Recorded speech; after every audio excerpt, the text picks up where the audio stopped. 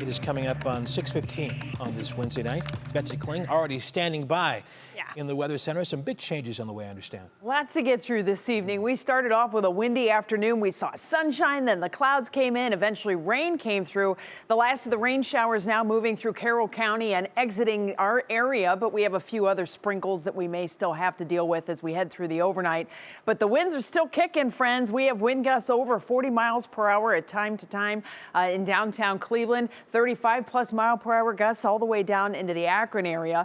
We still have this wind advisory in place for Lorain, Cuyahoga Lake, and Lakeshore Ashtabula counties, specifically the Lakeshore areas where we've been getting these big wind gusts. That is expected to expire at 10 p.m.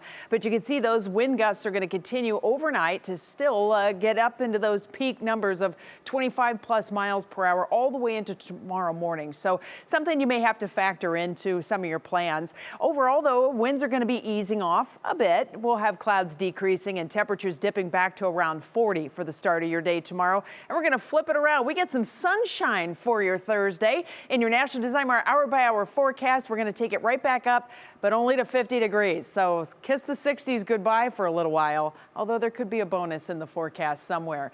Let's get into some of these weather impacts because we do have some changes that have come up. Friday, less impactful weather coming in. I think most of the rain showers are going to be during the day. That may not be a big impact for your Friday evening plans. So that's good news. Sunday to Tuesday, though, it's looking a little more impactful. And what has changed in the forecast is that we have colder air that is settling in, especially on Monday and Tuesday. That means better snow chances overall, and it may not just be for the primary snow belt. As far as tracking the impacts, there you can see we have relatively low impacts, although we do have the rain on Friday. But for Saturday, it looks great. And then Sunday, we're going to kick things up into alert level with rain and wind. You're probably going to have to retool some plans, though, on Monday and Tuesday to get around all of the potential snow that is coming in. So as far as the day-by-day impacts, we have rain and wind on Sunday.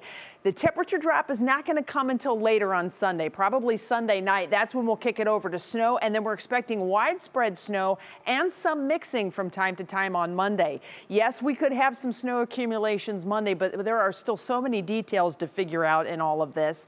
But here's one thing we do know. Nighttime cooling takes place Monday night. That's going to really change things as far as how the snow production goes, and that's why we've kicked Tuesday up into our weather impact alert mode as well, with lingering lake effect that's probably going to hold on through much of the day. So Sunday, Monday, and Tuesday, the 3 days we're giving you the heads up on. Remember, the weekend storm system is still sitting clear out here in the west, but we're going to have a couple chunks of energy coming our way.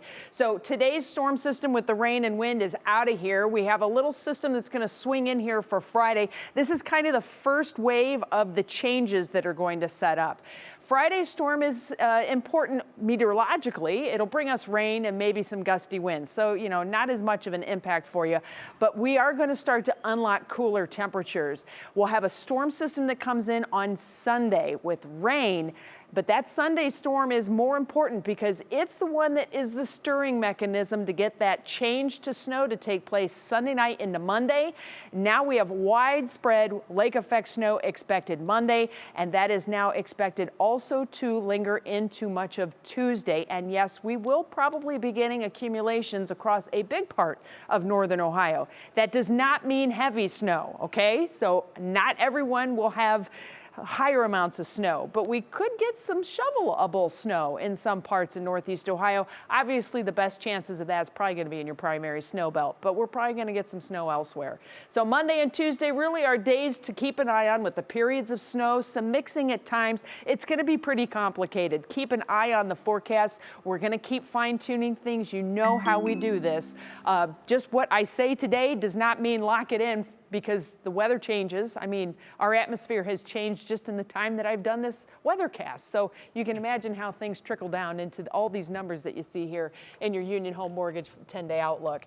50 tomorrow, upper 50s on Friday. That's the bonus day. We might actually get a 60-degree out of it. Okay. But then the big changes come in. Saturday looks great. If you got Saturday plans, don't worry about a thing. It's Sunday with the rain coming in, and then that cold air, highs only in the 30s. More importantly, those morning lows below freezing. That's the game changer. That's why we motivated up to the red alert. And again, you say this will take shape over the next couple of days, so stay tuned, all that good stuff. Absolutely. All right, Betsy, thank you.